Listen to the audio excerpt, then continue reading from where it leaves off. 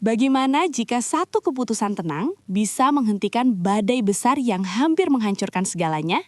Bayangkan ini, amarah sedang menyala, pedang sudah terhunus, harga diri terluka, ego memuncak, dan satu langkah lagi, darah akan tertumpah.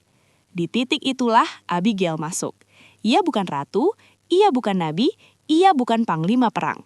Ia hanya seorang istri dari Nabal, pria yang Alkitab sendiri gambarkan sebagai keras dan bebal. Namun di tengah kebodohan suaminya, Abigail memilih untuk tidak ikut tenggelam dalam kekacauan. Ketika Daud dipermalukan oleh Nabal, kemarahannya menyala. Ia bersumpah membalas. Secara manusia, Daud punya alasan. Ia merasa dihina, dilecehkan, diremehkan. Tapi hikmat tidak lahir dari alasan. Hikmat lahir dari ketenangan di tengah api. Abigail bergerak cepat. Ia menyiapkan persembahan. Ia datang menemui Daud. Ia merendahkan diri bukan karena lemah, tetapi karena ia tahu satu hal. Satu ledakan emosi bisa menghancurkan masa depan.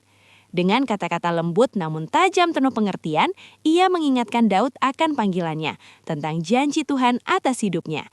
Ia berbicara bukan untuk membela kesalahan, tetapi untuk menyelamatkan hati seorang calon raja dari dosa yang akan ia sesali seumur hidup. Dan Daud berhenti. Ia menurunkan pedangnya.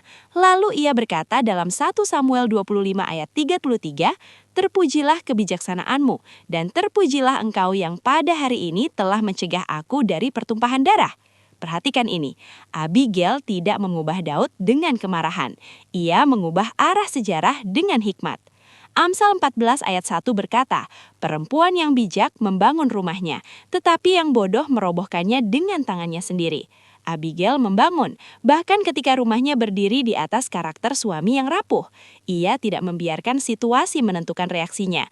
Ia membiarkan hikmat menentukan responsnya. Dan di sanalah rahasianya. Dalam pernikahan, dalam relasi, dalam konflik apapun, yang menyelamatkan bukan suara paling keras, tetapi hati paling bijaksana. Abigail mengajarkan bahwa keberanian sejati bukan selalu tentang melawan, tetapi tentang menenangkan. Bahwa penolong sejati bukan yang membenarkan kesalahan, tetapi yang mencegah kehancuran. Kadang Tuhan menempatkan seseorang dalam hidup kita bukan untuk menyulut api, tetapi untuk memadamkannya. Dan mungkin hari ini, dalam konflik yang terasa panas, Tuhan sedang bertanya, apakah kita akan menjadi seperti Nabal yang keras, atau seperti Abigail yang menyelamatkan masa depan dengan hikmat? Karena satu keputusan bijak bisa mengubah arah hidup selamanya.